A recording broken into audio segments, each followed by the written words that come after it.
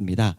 성경에 이사야에 보니까 이상한 말씀이 있어요. 이사야 6장 10절 상반절에 보니까 이런 말씀이 있는데 한번 읽어볼게요. 시작. 이 백성의 마음을 둔하게 하라. 그들의 귀가 막히게 하라. 눈이 감기게 하라. 하나님이 이사야에게 뭐라고 말씀하셨냐면, 이사야야, 이스라엘 백성들로 하여금 그들의 마음이 둔해지게 해라. 그들의 귀가 막히게 해라. 그들의 눈이 감기게 해라. 이렇게 말씀하신 거예요. 이상하지 않습니까? 하나님이 보통 선지자들에게는 어떤 말씀을 주세요? 선지자야, 이스라엘 백성들의 마음을 예민하게 해라. 그들의 귀가 열리게 해라. 눈이 보이게 해라. 눈을 뜨게 해라 라고 보통 명령하시는데 반대로 명령하시는 거예요. 왜 이렇게 명령하셨냐면, 이스라엘 백성들이 눈을 뜨고 귀가 열려 회개하지 못하게 눈 감게 해라. 귀 막아버려라. 이렇게 말씀하신 거예요. 왜냐하면 인간이라는 존재가, 잘 들어보세요. 처음부터 중요합니다. 인간이라는 존재는 자기 인생의 밑바닥을 경험하지 않고서는 웬만하면 하나님을 진심으로 찾지 않아요. 그래서 하나님께서 이사야에게 지금 죄악이 만연한 이스라엘이 어중간하게 회개하는 것보다 차라리 냅둬버려서 밑바닥 치고 처절하게 후회하며 회개하게 하는 편이 낫다. 이사야야, 이스라엘 백성들 그냥 냅둬버려라. 이렇게 이야기하는 거예요. 잘 이해가 안 될 수도 있는데요. 제가 하나의 예시를 한번 드려볼게요. 저희 가정에 굉장히 오래전에 있었던 일이에요. 안 넘어가니까 한번 넘겨주세요.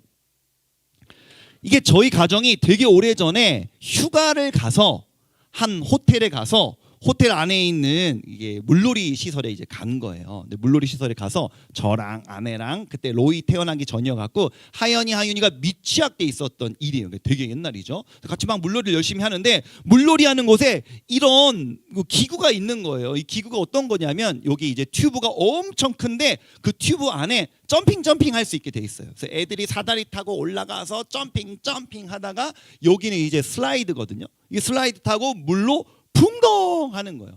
한참 물놀이를 하다가 하연이가 엄마 나 저거 타고 싶어 이렇게 얘기하는 거예요. 그랬더니 둘째 하윤이도 언니가 탄다고 하니까 엄마 나도 타고 싶어 이러는 거예요. 그러니까 저희 아내가 알겠어 하고 애들을 데리고 가서 여기 사다리로 올려주고 있는데, 얘가 하연이고 얘가 하윤이에요. 이미 하연이는 올라갔고 하윤이는 올라갔죠. 이 사진을 누가 찍었겠어요?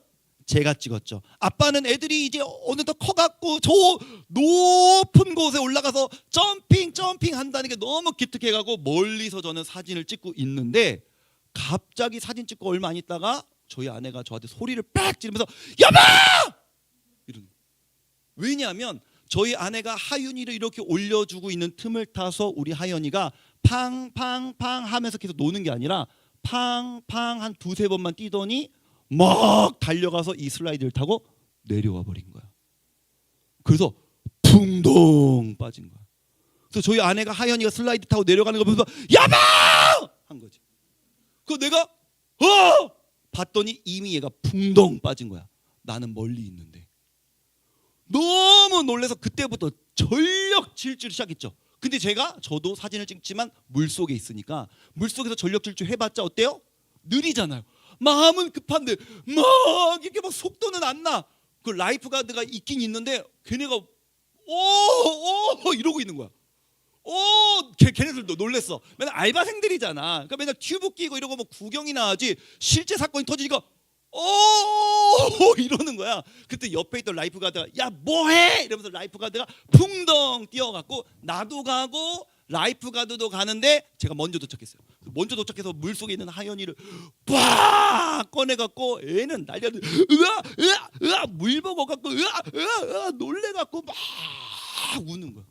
저도 막 심장이 막 두근두근 거리고, 얘는 막 울고 난리가 나고 하고, 제가 안아갖고 괜찮아 하연아 괜찮아 이렇게 하면서 한 5분 10분 애를 진정시켰는데, 애가 한참을 울더니 한마디를 착 더 했어요. 뭐라고 말했냐면 나 아빠랑 계속 붙어 있을 거야 이렇게 얘기하는 거예요.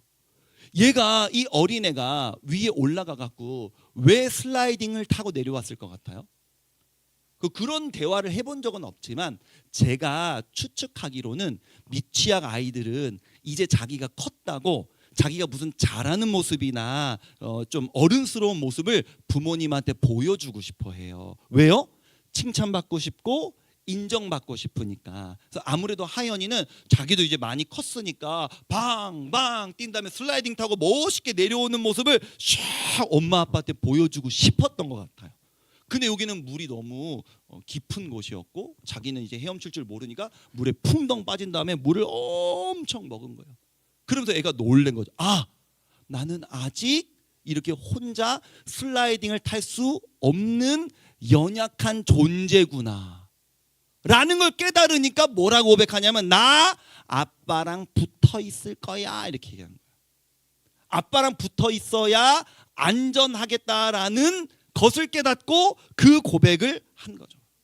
오늘은 요나서의 두 번째 시간이에요. 오늘 보면은 요나가 물에 빠지는 장면입니다. 요나가 물에 빠진 다음에 뭐라고 고백하는지 그 이야기를 오늘 두 가지 말씀으로 살펴볼 거예요. 오늘 먼저 지난주 말씀을 좀 복습하면서 넘어갔으면 좋겠는데 요나서 말씀은 우리 어릴 때부터 들어와서 이미 잘 알고 있겠지만 넘겨주세요. 이 지도를 보면 지난주에 하나님께서는 요나야 가까운 어디로 가라?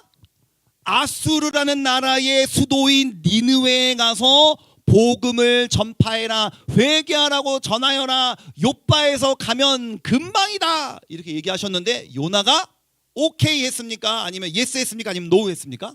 대단합니다. 모두가 예스 할 때 노라고 할 수 있는 대단히 이렇게 대단한 선지자예요. 선지자 16명 중에 15명이 하나님 말씀에 순종했는데 16명 중에 단 한 명 불순종했던 요나.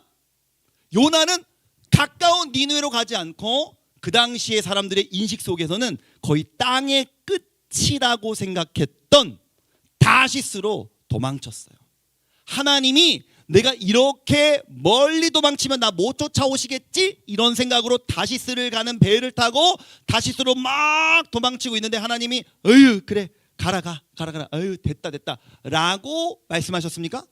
아니죠. 도망치는 요나를 쫓아오셨어요. 목사님이 세 가지 방법으로 하나님이 쫓아오셨다고 지난주에 설교했어요. 뭐였습니까? 첫 번째는 배 타고 가는데 풍랑이 막 일어나기 시작하면서 하나님께서 막 배를 막 흔들리게 하시더니 두 번째로는 선장이요. 사람 선장이 막 야 뭐해 하나님이 하신 말씀을 똑같이 선장이 리핏하면서 오 깜짝 놀라게 하시고 세 번째로는 제비를 뽑았는데 이 상황을 통해서 왜 하필 나 정말 이 모든 상황이 나 때문에 날 위한 거였네 라고 이제 요나가 깨닫게 됐을 때 오늘 요나서 1장 15절 말씀 한번 읽어보겠습니다. 다 같이 시작. 요나를 들어 바다에 던짐에 바다가 뛰노는 것이 곧 그친지라. 사람들이 제비를 뽑아서 누구 때문에 이런 풍랑이 왔는가 제비를 뽑았더니 요나 이렇게 나와서 요나를 들어다가 바다로 붕덩 던져버리니까 요나 때문에 이 풍랑이 났었기 때문에 이 풍랑이 잠잠해졌다. 그러면서 요나는 물에 붕덩 빠졌다. 이게 성경의 본문이에요. 이 본문을 가지고 우리가 두 가지 메시지를 함께 살펴보도록 하겠습니다. 첫 번째 1번 읽어보겠습니다. 시작. 밑바닥까지 내려가는 요나. 여러분 요나서는요 그냥 막 산문 형식으로 이제 막 기술된 게 아니라 요나서 전체를 보면 굉장히 시적 표현이 많아요. 심지어 요나 2장은 요나의 기도 내용인데 그냥 시예요. 그 정도로 좀 약간 시적 표현이 많거든요. 요나서 1장부터 2장까지 자세히 성경을 살펴보면 어떤 표현이 많이 나오냐면 요나서 1장 3절 상반절을 보니까 목사님이 뭐를 하이라이트 해놨어요? 내려갔다. 요나가 요빠로 갔다 아니고 요빠로 성경에서 굳이 내려갔다 이렇게 표현해요. 그리고 5절 하반절을 보니까 요나가 뭐 했다고 성경이 또 이렇게 목사님 하이라이트 쳐놨어요? 또 내려갔다 이렇게 나와요. 요나가 배에서 밑으로 내려가서 잠을 잤다. 또 내려갔다고 말을 해요. 또 요나 2장 6절 상반절을 보니까 이번에도 뭐라고 하이라이트가 돼 있어요? 요나가 물에 풍덩 빠져버려 갖고 바닷속으로 내려갔다. 그러니까 계속 반복해서 요나가 뭐 한다고 성경이 이야기하고 있어요? 요나가 내려가고 내려갔다. 계속 이 내려갔다는 표현을 강조하고 있는 거예요. 이게 무슨 의미일까요? 요나가 위에 있었는데 밑으로 내려갔다. 이 위치적인 좌표가 어디인지를 알려주기 위해서 이런 내용을 기록한 걸까요? 아니요. 목사님이 지금 이 요나서는 굉장히 시적 표현이 많이 담겨 있는 글이라고 이야기했잖아요. 단순히 위치만을 이야기하기 위해서 이렇게 된 건 아니에요. 성경을 자세히 읽어보면 우리가 어릴 때부터 요나서 많이 배웠으니까 요나가 물에 풍덩 던져진 다음에 큰 물고기가 나타나서 요나를 꿀떡 삼켰다. 우리 이렇게 알고 있는데요. 성경을 조금만 더 자세히 살펴보면 꿀떡 삼킨 건 맞는데 요나가 물에 풍덩 빠지자마자 물고기가 바로 삼킨 게 아니에요. 조금 시간이 있었어요. 물에 빠지는 시간. 어떻게 요나가 물에 점점 빠져갔는지 5절에서 6절까지가 좀 자세하게 묘사하고 있거든요. 한번 읽어보겠습니다. 5절과 6절을 천천히 한번 읽어볼게요. 시작. 물이 나를 영혼까지 둘러싸오며 깊음이 나를 에워싸고 바닷물이 내 머리를 감쌌나이다. 내가 산의 뿌리까지 내려갔사오며. 아멘. 그 딱 약간 시적인 표현이 많이 느껴지죠? 그러니까 여러분 상상해 보세요. 만약에 어떤 사람이 배에 있다가 물에 풍덩 빠졌어요. 그럼 어떤 과정이 일어날까요? 처음에는 풍덩 빠져 이러다가 점점 하다가 인간이 죽어가는 과정이 어때요? 물에 빠져 죽어가는 과정이 그냥 하는 게 아니라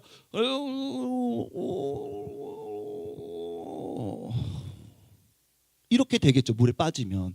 지금 묘사해 보세요. 물이 처음에는 물이 풍덩 빠졌더니 물이 나를 영혼까지 둘러싸더니 점점 밑으로 내려가니까 깊음이 나를 에워싸고 그러다가 바다 밑에까지 가니까 바다 이 풀들이 내 머리를 막 휘 감더니 내가 어디까지 내려갔냐면 내가 거의 산의 뿌리까지 내려갔다. 그러니까 요나가 풍덩 하니까 고기가 확 먹었다는 게 아니라 요나가 풍덩 빠진 다음에 내려간 거예요. 내려가다가 마지막까지 내려갔을 때 요나가 처음에는 허우적거리고 하다가 점점 힘이 빠져서 하다가 힘이 다 빠졌을 때 그때 고기가 나타나서 요나를 꿀꺽했다. 그래서 오늘 살펴볼 두 번째 말씀 한번 읽어보겠습니다. 두 번째 타이틀 시작. 밑바닥에서 만나주시는 하나님. 그렇게 요나가 물속에 빠져서 물의 밑바닥까지 내려가니 그때 하나님이 요나를 만나주셨더라. 요나서 1장 17절 우리가 흔히 알고 있는 우리 미취학 때부터 왜 큰 물고기들 막 그림도 그리고 만들기도 하고 그래서 그 큰 물고기가 요나를 삼켰다 이렇게 배웠는데 한번 읽어봅시다. 요나서 1장 17절 시작. 여호와께서 이미 큰 물고기를 예비하사. 여기까지만 한번 읽어볼게요. 그 뒷얘기는 다 아니까요. 목사님은 이 문장에서 두 가지를 여러분한테 두 단어를 강조하고 싶은데요. 첫 번째는 이미예요. 하나님이 이미, 그 두 번째 강조하고 싶은 단어는 예비. 하나님이 이미 예비하셨다는 거예요. 물고기를. 근데 이미 예비하셔놓고 요나가 물에 풍덩 빠지자마자 바로 삼켜버린 게 아니라 요나가 물에 풍덩 빠진 다음에 내려와서 깊이 빠진 다음에 그때 삼키게 하셨다는 거예요. 굉장히 계획적이죠. 왜 이 타이밍이었을까요? 목사님이 아까 초반에 이사야서 말씀을 했잖아요. 인간은 자기의 인생에서 밑바닥을 경험하지 않고는 하나님을 제대로 만나기가 어려운 존재예요. 그래서 요나로 하여금 자기가 얼마나 무능력한 존재인지, 내가 이 상황에서 얼마나 아무것도 할 수 없는지, 반면에 하나님은 얼마나 전능하신 분인지 그거를 깨달을 수 있는 순간이 되었을 때 하나님이 물고기를 보내셔서 요나를 집어삼키겠다는 거예요. 요나서 2장 1절을 보면 요나 이 물고기의 배라는 이 단어를요 히브리어로 메에라는 단어를 사용했는데 이게 여자의 자궁이라는 단어래요. 그럼 만약에 바깥에 이제 이번 주 금요일에 한 이틀 전에 비 엄청 많이 왔었잖아요. 그 저희 아내가 이제 교회 출근했다가 집으로 돌아오는데 운전하는데 이제 비가 너무 많이 와갖고 우리끼리 카톡하면서 표현이 이런 표현이었어요. 여보, 하늘에 구멍 났어. 이렇게 얘기하면 그 정도로 비가 막 순간적으로 막 쏟아졌잖아요. 그러니까 만약에 그렇게 비가 쏟아지는데 한 임신한 여성이 걸어간다고 생각을 해보세요. 그럼 임신한 여성의 입장에서는 비가 오니까 와, 비 많이 온다 이러면서 우산 쓰고 빨리 집에 가야지 이렇게 생각할 수도 있겠죠. 그런데 중요한 건 뭐냐면 자궁 속에 있는 아기는 어떻게 느껴요? 아무것도 못 느끼죠. 평안하죠. 그래서 물고기 뱃속을 여성의 자궁이라는 단어랑 동의어로 사용해서 그렇게 표현하셨다는 거예요. 하나님께서 모든 이 위험으로부터 요나를 안전하게 피신시키셨다 이렇게 이야기하는 거죠. 요나가 물속에서 허우적거리다가 나는 아무런 능력이 없구나, 난 이제 죽을 수밖에 없구나 라고 할 때 하나님이 요나를 그 고백이 나올 때 안전한 곳으로 요나를 피신시키셨다는 거예요. 그래서 요나가 요나서 2장 6절을 보면 이런 고백을 합니다. 2장 6절 한번 읽어볼게요. 시작. 내가 산의 뿌리까지 내려갔사오며 땅이 그 빗장으로 나를 오랫도록 막았사오나 나의 하나님 여호와께서 주께서 내 생명을 구덩이에서 건지셨나이다. 아멘. 뭐라고 고백하는 거예요? 내가 산의 뿌리까지 내려가서 그때 하나님이 나를 구원하여 주셨다 이렇게 이야기하는 거예요. 인생의 밑바닥, 나의 인생의 밑바닥에서 그분이 나를 구원하여 주셨다 이렇게 이야기하는 거예요. 사랑하는 여러분, 늘 기억하세요. 이 기독교의 십자가 복음이에요. 인간이 어떨 때 예수님을 인격적으로 만날 수 있냐면 하나님, 나는 무능력합니다. 하나님, 나는 능력이 없습니다. 하나님, 나는 죄인입니다. 나는 자격이 없습니다. 나 어쩜 이렇게 더럽습니까? 나한테 가능성이 있습니까? 나한테 소망이 있습니까? 라고 고백하는 상태, 그렇게 고백하는 사람들만이 예수님을 만날 수 있어요. 그때 하나님이 우리를 만나주십니다. 예수님이 이 땅에 계실 때 바리새인이라는 이 집단이 있었어요. 이 사람들은 어떤 사람들이었냐면요, 종교 지도자들 중에 일부였는데 그 사람들은 굉장히 종교 행위를 잘 지키는 사람들이었어요. 일주일에 막 금식도 많이 하고 말씀도 많이 읽고 암송하고 있는 말씀도 되게 많고 그 다음에 기도도 많이 하고. 근데 바리새인들이 예수님께서 이 땅에 오셨을 때 바리새인들이 예수님을 많이 만나고 바리새인들이 예수님을 믿게 되었습니까? 아니요. 바리새인들은 주로 이렇게 기도했어요. 딱 교만하게 사람들이 이렇게 보고 있는데, 막 사람들이 보고 있는 데서 한복판에 갑자기 일어서 갖고 이런 기도를 많이 했대요. 하나님 감사합니다. 뭐가 감사하냐면 첫 번째로, 여자친구들 미안합니다, 내가 여자가 아니어서 감사합니다. 그 당시 약간 남녀차별이 약간 있던 시대잖아요. 여자가 아니어서 감사합니다. 그리고 두 번째로 제가 죄인이 아니어서 감사합니다.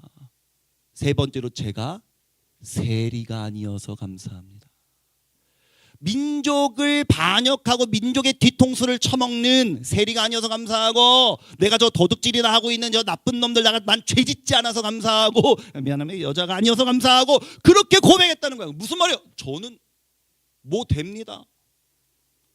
금식도 많이 하고요, 기도도 많이 하고, 저는 헌금도 좀 하지 않습니까? 저 좀 괜찮지 않습니까? 제가 이렇게 좀 괜찮은 상태여서 감사합니다. 이렇게 기도를 했다는 거예요. 그런 자들이 예수님을 만났냐고요? 못 만났어요. 근데 이 예수님께서 비유를 들어서 설명하신 건데, 한 바리새인이 이런 기도를 드렸다고 쳐봐요. 또 이 기도를 바리새인이 이런 기도를 했다면 저쪽 구석에서 한 세리가 가슴을 치면서 울면서 이런 기도를 했다고 쳐봅시다. 누가복음 18장 13절 한번 읽어볼게요. 18장 13절 읽겠습니다. 시작. 세리는 멀리 서서 감히 눈을 들어 하늘을 쳐다보지도 못하고 다만 가슴을 치며 이르되 하나님이여 불쌍히 여기소서 나는 죄인이로소이다 하였느니라. 아멘. 요 표현들을 보세요. 세리는 사람들이 볼까봐 멀리 서서 숨어서 감히 눈을 들어 하늘을 바라보지도 못하고 너무 죄송해서 내가 지은 죄가 너무 많아서 하나님께 감히 내가 기도한다는 것 자체도 너무나 부끄러워서 감히 눈을 들어 하늘도 바라보지 못하고 가슴을 치면서 울면서 하나님 저 좀 불쌍히 여겨주세요. 저 왜 이렇게 잘못 살았습니까? 저는 왜 이 모양이 이 꼴입니까? 저는 왜 맨날 이러는 것입니까? 저에게 소망이 있습니까? 제가 가능성이 있습니까? 저 같은 게 뭐 달라질 수 있겠습니까? 저는 맨날 죄만 짓는 죄인입니다. 저는 민족을 반역한 배신한 자입니다. 저 같은 게 살아서 뭐합니까?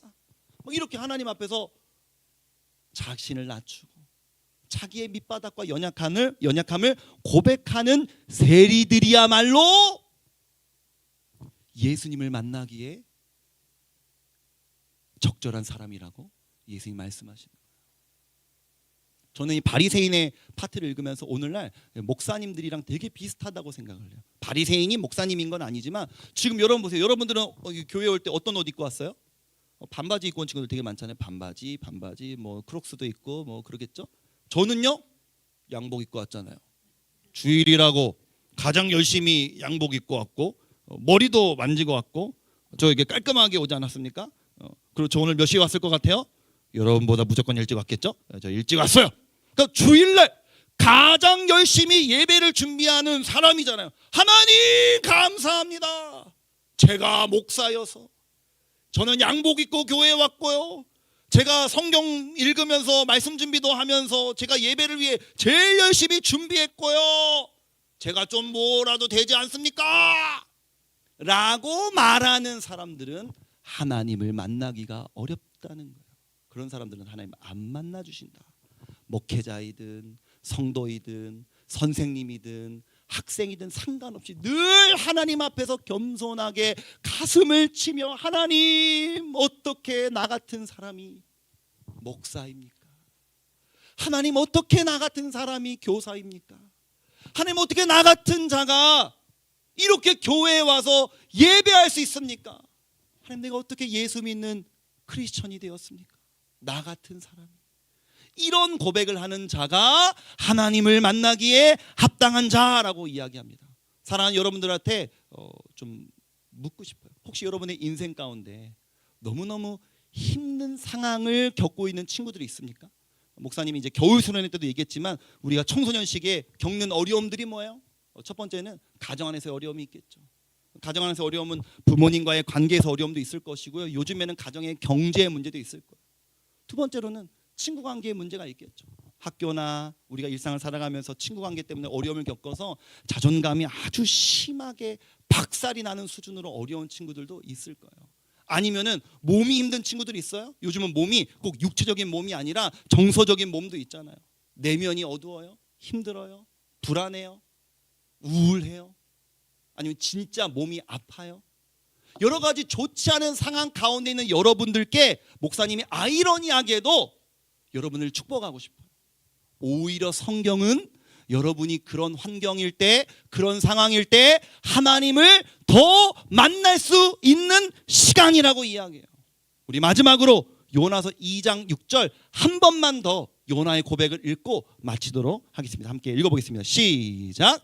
내가 산의 뿌리까지 내려가 싸우며 땅이 그 빗장으로 나를 오래도록 막았사오나 나의 하나님 여호와여 주께서 내 생명을 구덩이에서 건지셨나이다. 아멘. 산의 뿌리까지 추락하는 것만 같은 나의 인생 가운데 거기서 나를 구원하여 주시는, 밑바닥에서 나를 만나 주시는 그 하나님을 이번 한 주간 또 고단한 우리의 삶 가운데 경험하는 우리 고등부 친구들 되기를 주님의 이름으로 축복합니다. 우리 함께 찬양하기를